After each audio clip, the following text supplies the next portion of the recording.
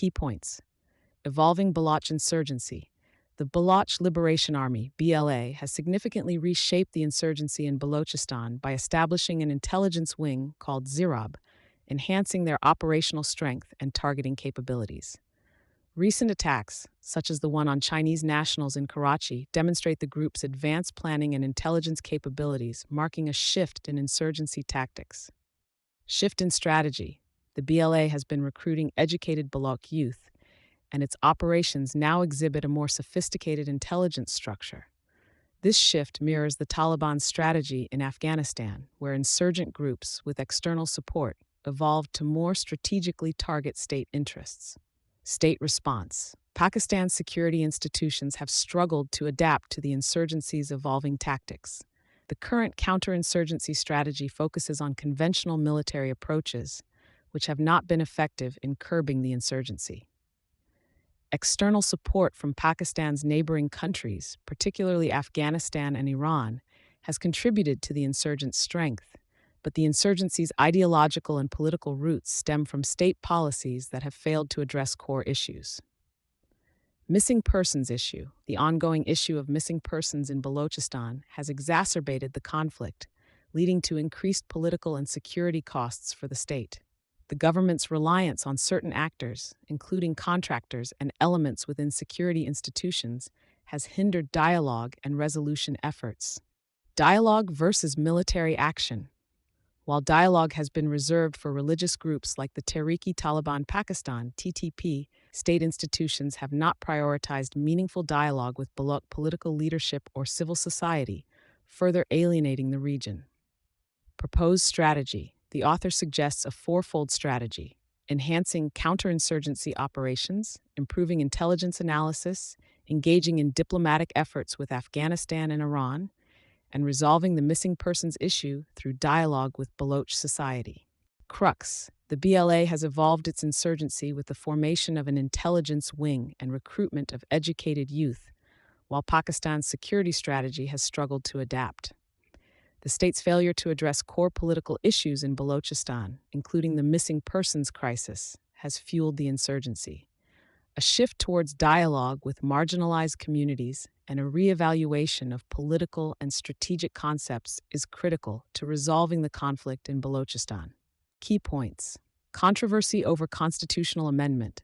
The government, backed by powerful institutions, is pushing for a constitutional amendment aimed at limiting the judiciary's powers, particularly before the retirement of Chief Justice Qazi Faiz Issa on October 25, 2024. Justice Mansour Ali Shah, who will succeed Issa as Chief Justice on October 26, is believed to be the target of this amendment to reduce his ability to challenge the current system. However, legal experts argue that these fears are exaggerated, and Justice Shah is known for his adherence to the Constitution and law. Government's motives. The government is attempting to secure a compliant judiciary that would facilitate the maintenance of the political and economic status quo by limiting legal challenges. There is speculation that the amendment might lead to the establishment of a federal constitutional court, FCC, whose members, appointed by the executive, would assume some of the powers currently held by the Supreme Court. Economic stability concerns.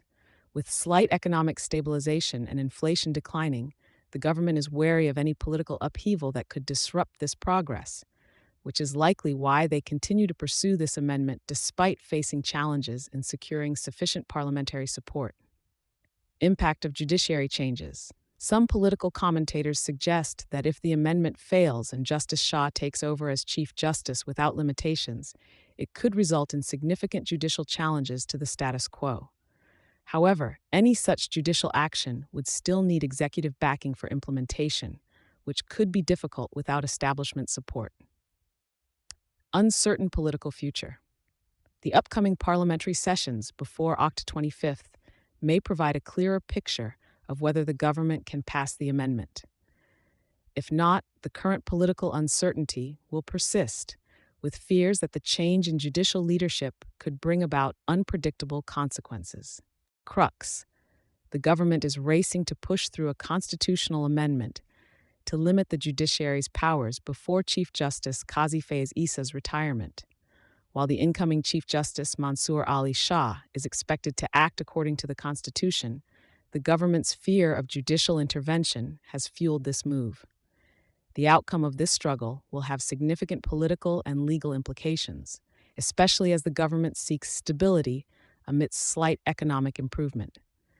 The amendment's fate hinges on whether the government can muster the required support in the upcoming parliamentary sessions. Key points and crux: Western media's distortion of Muslim and Palestinian narratives. The article highlights how Western media, for decades, has dehumanized Muslims and Palestinians, presenting them in distorted, negative lights. Edward Said's analysis from Covering Islam remains relevant in understanding how the media portrays Islam as fanatical, violent, and irrational. A specific example is the New York Times, which instructed its staff to avoid using terms like ethnic cleansing, genocide, or even occupied territories in reports on Gaza. Pankaj Mishra's censorship experience. Acclaimed author Pankaj Mishra faced censorship when the Globe and Mail removed all mentions of Israel from his article. Mishra withdrew the article, seeing this as part of a larger effort to suppress criticism of Israel in Western media. Mishra's experience reflects a broader issue where non-Western voices, especially critics of Israel, are regularly silenced or edited. Suppression of non-Western writers. Non-white writers face pressure to conform to Western media narratives, often forced to alter or soften their criticisms. This censorship perpetuates power imbalances, keeping non-Western writers in their place and limiting diverse perspectives. Ta-Nehisi Coates' criticism of Israel. Coates, a prominent American intellectual, documented his trip to Gaza and Israel, describing intense racism in Israel. His critical perspective, especially on U.S. support for Israel, has been met with accusations of anti-Semitism, a common tactic to silence dissent.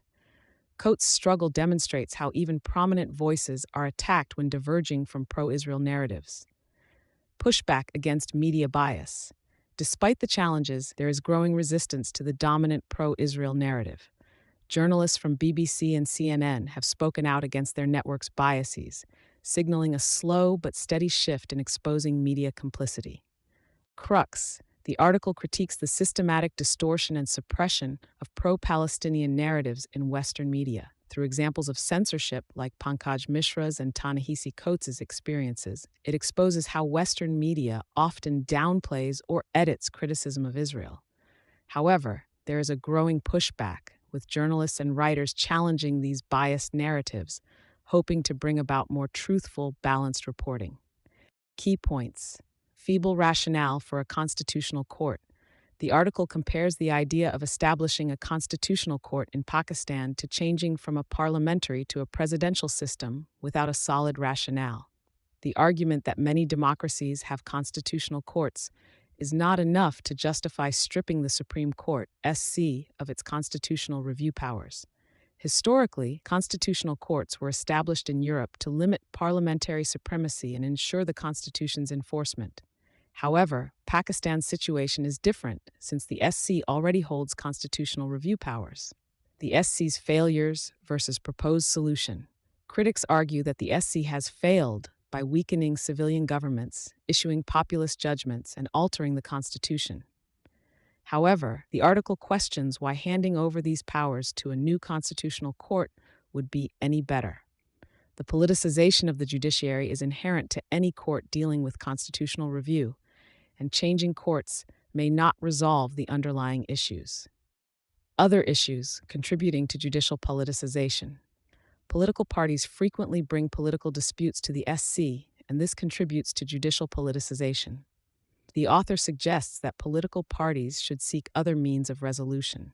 Some internal reforms are already underway in the SC, such as creating a committee for invoking Article 184(3) and allowing appeals from judgments under it. More safeguards and reforms are needed, but scrapping the current system entirely is viewed as unnecessary. Reforms without a draft. The absence of a draft for the proposed constitutional court makes it impossible to analyze the specifics of this change. The writer refers to India's 1984 Law Commission report, which rejected the idea of creating a constitutional court and instead recommended incremental reforms. Misapplication of Hans Kelsen's theory. The article criticizes the misuse of Hans Kelsen's theory of revolutionary legality in legitimizing military coups in Pakistan's history, especially Ayub Khan's coup. Now, the government is distorting Kelsen's idea of a constitutional tribunal to control the judiciary rather than to safeguard the Constitution. Crux: the proposed establishment of a constitutional court in Pakistan to take over the Supreme Court's powers of constitutional review lacks a strong rationale. The argument that such courts exist in other democracies is insufficient. The Supreme Court may have its flaws, but politicization is an inherent risk in any court dealing with constitutional matters. Instead of introducing a new court, Pakistan should focus on internal reforms in the judiciary and greater transparency in appointments and accountability. The lack of a draft proposal for the Constitutional Court further complicates meaningful deliberation on this issue. Key points: IMF's demands on Pakistan. The IMF's $7 billion rescue package for Pakistan comes with stringent conditions aimed at rebuilding foreign exchange reserves, improving the tax-to-GDP ratio, and ensuring debt sustainability. The government will need to implement tax system reforms, energy sector changes, privatization, deregulation, and the rollback of various investment incentives to foster a competitive investment landscape. Key conditions: Pakistan is committed to avoiding regulatory, spending, or tax-based incentives that favor specific investors, which could distort competition. There will be additional indirect taxes if tax revenue falls short by 1% on a rolling 3-month basis. Gas supplies to wealthy textile mill owners' captive power plants will also be cut off. Provinces are tasked with improving tax collection, reducing intervention in agricultural markets, and taking on greater spending responsibilities under the 18th Amendment. Challenges and economic growth. While macroeconomic stability has been achieved in recent months, significant growth is unlikely in the near to medium term due to the lack of investor confidence. The elimination of incentives for foreign companies, particularly those from China under CPEC, could hurt efforts to attract Chinese investment, presenting a challenge for the government. Strict monitoring by the IMF. The IMF is expected to be diligent in monitoring Pakistan's progress on its reform commitments, allowing little margin for error. The fund's concern about reputational risks means that any major deviation from the agreed plan could result in severe consequences for the loan program. Crux: the IMF's latest bailout package for Pakistan comes with strict conditions and little room for error. While the program seeks to stabilize the economy through reforms in taxation, energy, and investment, its stringent demands may challenge the government, especially in attracting foreign investment, particularly from China. The IMF will closely monitor Pakistan's adherence to its targets, with serious implications if major deviations occur. Key points: return to parliamentary debate. Politicians have reverted to parliamentary means to handle constitutional amendments after last month's failed attempt at a constitutional coup by the government. The proposed constitutional amendments have been sent to a parliamentary committee for further debate, including discussions with opposition parties. Federal Constitutional Court debate. The government is still pushing for the replacement of the Supreme Court with a federal constitutional court, despite criticism. The JUIF has suggested an alternative, creating a constitutional bench within the Supreme Court, consisting of serving justices. This compromise may attract support for the amendments. Challenges in mustering support.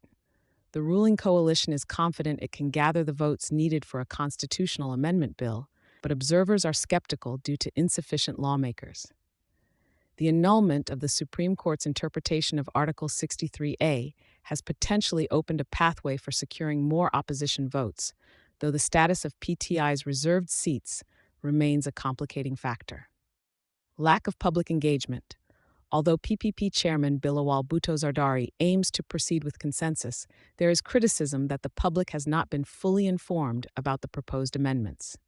The article argues that the government should make its case to the people rather than negotiating in secrecy, as the future of democracy is at stake.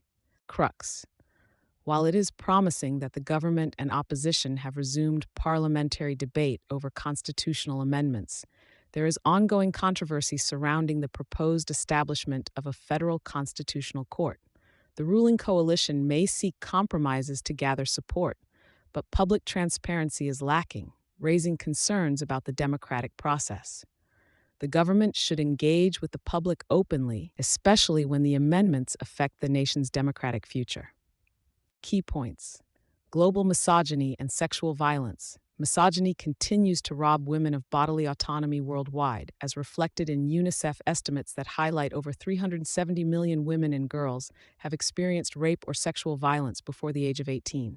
The highest number of victims are from sub-Saharan Africa, 79 million, followed by Eastern and Southeastern Asia, 75 million.